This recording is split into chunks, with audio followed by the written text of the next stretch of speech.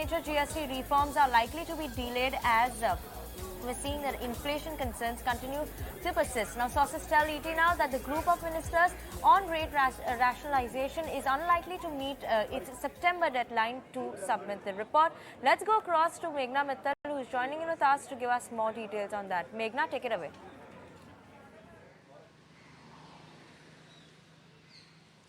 That's right. So the GST group of ministers that is headed by Karnataka CM Mr. Bommai, it was given 3 months after the previous GST council meeting to submit its report. But what the sources are now confirming to us that because of inflation concerns still persisting, it has decided to delay holding a meeting unless and until the inflation moderates. So what the sources are expecting, they are saying that by mid-October, the inflation should moderate and this GM may hold a meeting then. Now, there are two major proposals that this GM will be discussing in its next meeting. The first is doing away with the 12% GST slab, and the items that are there in that will be adjusted in either the 5% or the 18% slab. Another major proposal that it will be discussing is increasing the 5% GST slab to at least a minimum of 6 to 7% to reach the revenue neutral rate for those items in the 5% slab. We know that overall the revenue neutral rate, we are still much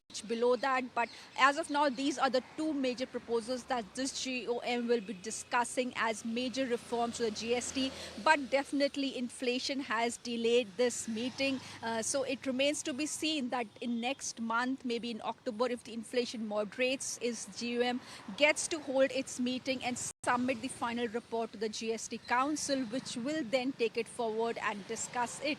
But due to inflation concerns, these major reforms in GST have definitely been delayed. Right. Thank you so much for that, Meghna, for getting us those exclusive details on GST-led reforms.